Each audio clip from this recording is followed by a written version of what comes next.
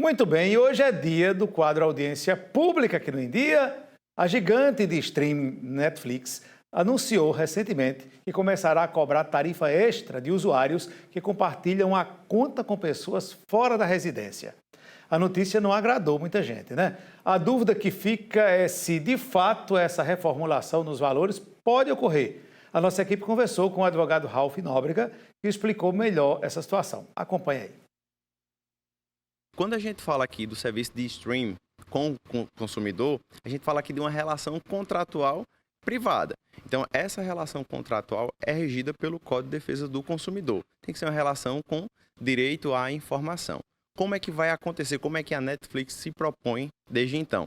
Estabelecer pontos de acesso, ou seja, você não vai mais poder compartilhar a sua conta com o seu vizinho, com sua vizinha de outro endereço ou até uma pessoa que você conhece de outro estado. Então, você vai ter o direito de adicionar um ponto de acesso extra. Então, vai ser um valor fixo para a pessoa que quiser utilizar na sua residência. E aí, na sua residência, você pode utilizar até 4 pontos de acesso. Mas se for uma pessoa de outro endereço, você não vai mais ter essa possibilidade sem um custo extra. Então, do ponto de vista legal para o consumidor, isso é viável? Quando a gente fala justamente dessa relação de consumo, existe a possibilidade da Netflix alterar sua política de preço, sua política de funcionamento.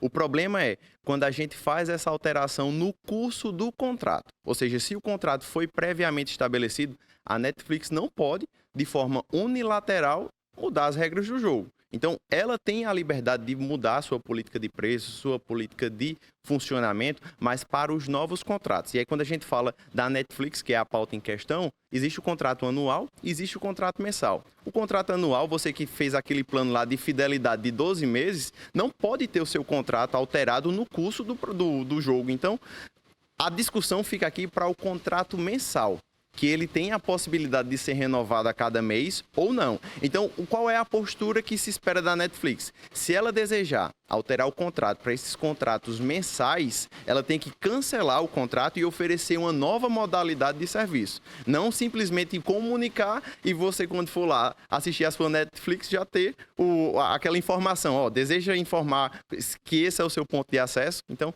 a Netflix tem que rever sua forma de atuar.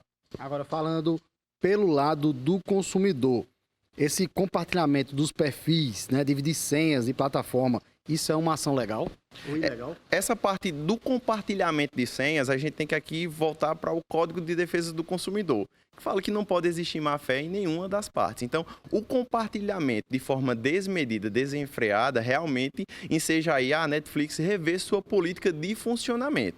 Então, nesse caso aí, o compartilhamento sem um script, sem uma delimitação, possa ser, sim, que acarrete uma caracterização de má-fé por parte do consumidor.